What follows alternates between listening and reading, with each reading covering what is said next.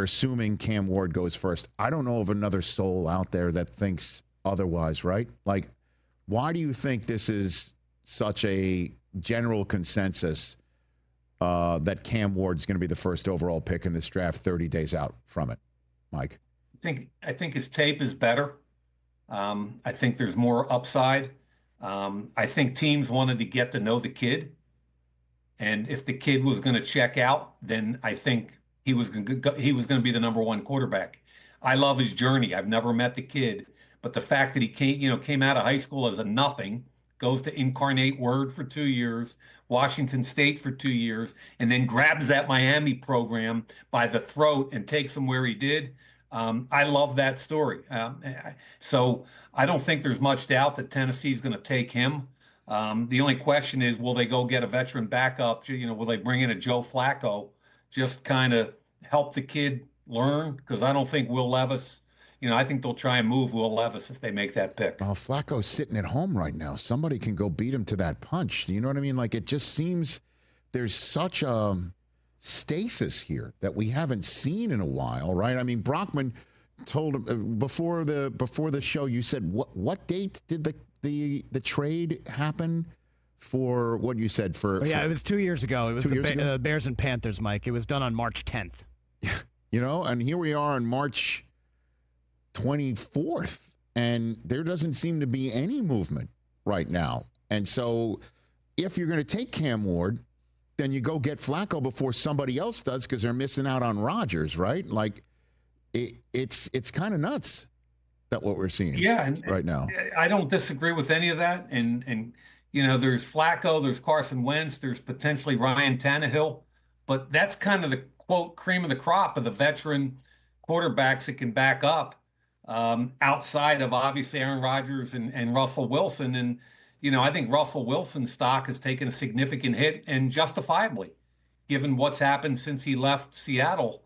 The fact that Pittsburgh, he's not even their third or fourth choice, which tells you volumes about how they feel about how he played last year. So it's one of the reasons, Rich, I kind of texted you the other day, like, down the road, post June 1, after the draft, if somebody's not happy with their quarterback situation, I'm a big believer that you got to be looking at Cousins and Carr. All right. Why? I mean, Cousins, I understand, the $10 million that just became guaranteed in 2026. The Falcons are like, that can get offset. Doesn't matter to us. We can just hold on to it. Cousins is, doesn't appear to be the type of personality that's just going to go on somebody's show like this one and try and force the situation, right? Burn it down, demand a trade, that sort of thing. Right. Maybe he will be. But why do you think Derek Carr would be an option? What gives you that indication, Mike? Well, let's just take a step back. Both of these quarterbacks have no trade clauses. Mm-hmm. So if you put your GM cap on and you're Andrew Berry, okay, or you're Joe Shane, and all this stuff is playing out, and potentially there might be two guys out there, you got to do your homework. You got to be calling Mickey Loomis in New Orleans. You got to be calling Atlanta. And you got to do your homework in case you get shut out of the player you want. With Derek Carr, keep in mind, New Orleans restructured his contract recently. So a team that would trade for Derek would only have to pay $1.2 million, the veteran minimum this year. And next year, he makes $40 million, but it's non-guaranteed.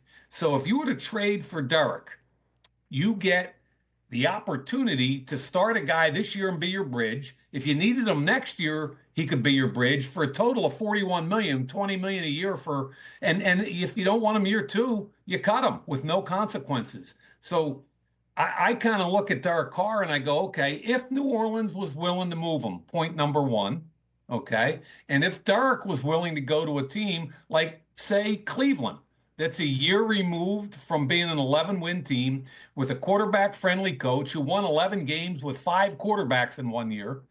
So maybe if I'm the Cleveland Browns, I'm talking to Mickey Loomis and saying, Mick, would you move him? What would it take? Because it's a $1.2 million contract with Deshaun Watson making all that money. To me, it's a phone call that has to be made. And if you get shut out, at the end of the day, if you're Cleveland and you get shut out, and again, Kevin and Andrew are under some pressure, Derek Carr can step in day one and compete.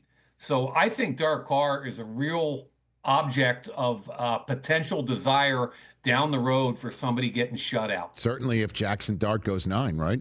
Certainly if something like that happens. Now, they might be more prone to just say, we're going to go with this kid. Although I did hear from some folks, Mike, maybe you did too, that they did like Spencer Rattler. They did like what they saw in him last year. Look, here's what I tell you about Rattler. He went in the 5th round a year ago. Yep. I had a second-day grade on him. I thought he was a 2nd or 3rd round at worst.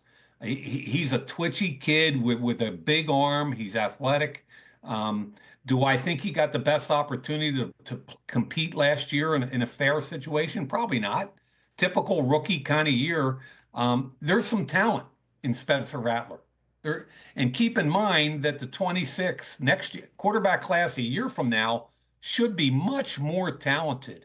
So if you're New Orleans and you move Derek Carr for a draft pick, you've got more of an ability to move up next year with extra ammunition. Catch the Rich Eisen Show live weekdays from 12 to 3 p.m. Eastern on Roku Sports Channel in the U.S.